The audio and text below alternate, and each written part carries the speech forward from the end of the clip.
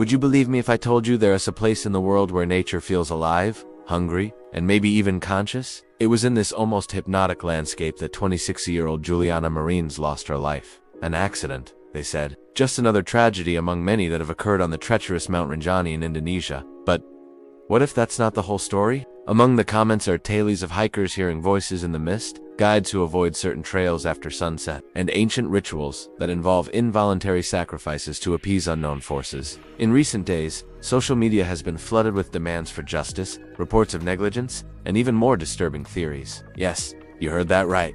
Sacrifices. And more than ever, the question arises: was Juliana simply the victim of a hiking accident? Or was something much bigger at play? Stories that once sounded like mere urban legends are now resurfacing with force. Before you jump to conclusions, take a deep breath and get ready. Today, we're investigating a case where the line between reality and legend is terrifyingly thin. Her Instagram profile showed wide smiles and breathtaking settings.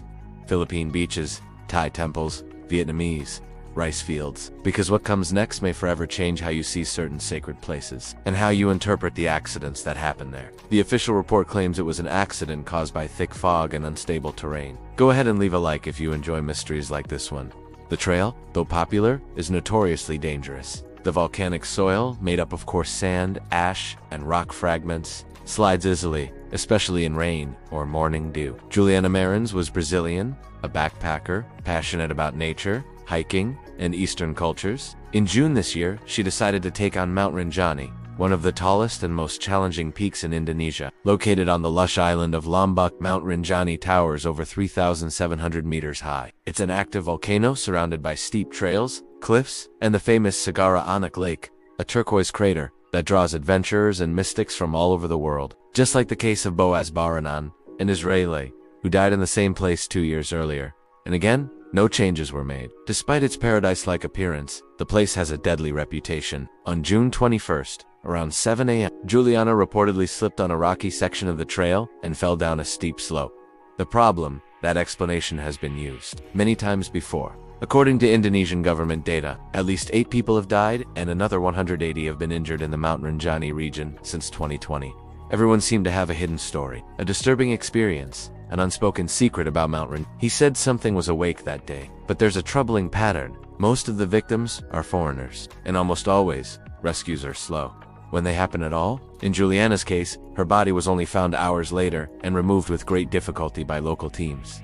A tragedy, no doubt. A young German, in a backpacker forum, said he woke up one night in his tent, feeling like someone was watching him. When he stepped outside to check, there was only fog and footprints. But what's most striking is the silence. No local authority commented on safety reinforcements. No concrete measures were announced. Why so much negligence? And why do so many similar cases keep happening? As Juliana's story spread, something curious began to happen. Old reports began to resurface. Travelers, guides, locals. One of these accounts gained traction on social media. A woman, identified only as Lara B, wrote, "I was at Rinjani in 2022. The energy there wasn't normal. My guide refused to go beyond the 3rd post. And she wasn't the only one." Other tourists reported hearing voices along the trail. Voices with no visible source, whispering in unknown languages. And then there are the rituals. Locals, especially the Sasak people, an ethnic group native to Lombok, performed ceremonies on the slopes of the volcano. Flowers, rice, coins, dolls, all left as offerings. But why? According to their beliefs, Mount Rinjani is not just a mountain. It is a living entity, a force that must be respected or feared. And this is where things get even stranger. There's an ancient belief among the region's animists that, to prevent eruptions or natural disasters, the volcano must be calmed. And that sometimes requires more than flowers. It requires life. And some believe that victims didn't fall by accident.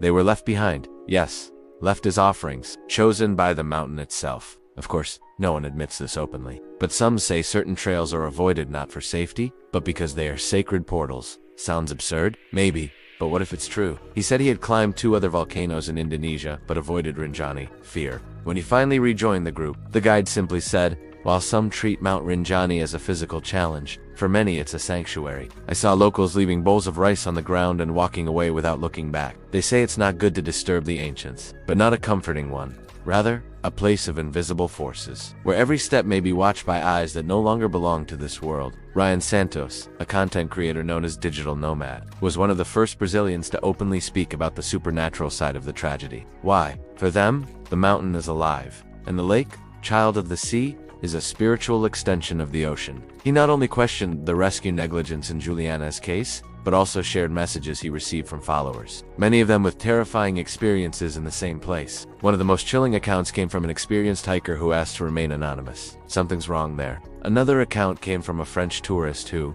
in 2023, was left alone by his guide for over 4 hours. In a remote part of the trail, "You came back. That's good." No explanation, no apology, and most intriguing, locals never seem to get lost, never slip, never suffer fatal accidents. Of the more than 60 incidents recorded in 2024, 44 involved tourists. The Sasak people continue to perform sacred rituals at the shores of Lake Sagara Anak and atop the volcano. In 2024 alone, 44 of 60 reported accidents involve foreign tourists. And of the 6 confirmed deaths, 4 were outsiders. Offerings vary, from simple flowers to personal objects of loved ones. And among these rituals, one taboo stands out. "You must never ignore a call from the mountain," was Juliana called. An old shaman, interviewed by a local journalist, said calmly, "The mountain doesn't kill for nothing. It chooses, and when it chooses, no one stops it." You may call this superstition, but when accidents keep happening in the same place, to the same kind of victim, with no convincing explanations, what else could it be? Let's look at the numbers. And they're hard to ignore. Since 2020, at least 8 people have died, and about 180 have been injured on Mount Rinjani trails. The geography explains some of it: volcanic terrain, constant fog, poor access. But does that fully explain the pattern? Or is there something deeper, more symbolic, behind these numbers? Let's take another perspective. In almost every fatal case, the victim's profile was the same: solo travelers, or those in small groups, unaccompanied by local guides for long periods. The accidents occurred in areas considered sacred, near offering sites. And there's always a strange detail: the rescue delay. Slow, fragmented, as if authorities avoid certain zones. Coincidence? Now we reach the most disturbing theory. According to scholars of animist cultures, there's a strong belief that volcanoes are spiritual portals. In places like Bali, Lombok, and Java, many believe that some souls are chosen to feed the earth and maintain balance. These are called involuntary offerings. The idea is simple and terrifying.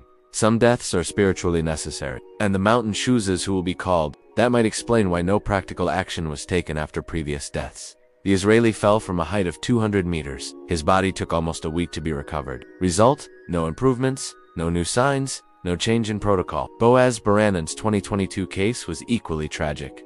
Perhaps no one wanted to interfere. Could there be a silent pact between culture, government, and spirituality? A researcher from the University of Jakarta, who chose to remain anonymous, told the Asia Obscura channel, "There are trails that aren't officially mapped because they're avoided, because you shouldn't walk them." When asked why, he simply replied, "Do you really want to know what's there?" This mix of omission, tradition, and superstition may seem disconnected. But what about the repeated cases? The shared patterns? Juliana was young, healthy, experienced. How did she fall? Why was she left behind? Was it just negligence? Offered? Or was she? The Juliana case still echoes, not just as a tragedy, but as a symbol. A reminder that there are places in the world where rationality simply isn't enough. We can accept the official version, an accident on dangerous terrain. We can blame poor infrastructure, unprepared authorities, or overconfident travelers. But there's something about that mountain, something that resists explanation. When accidents keep happening in the same place, with the same delays, the same silence, and the same rituals around them,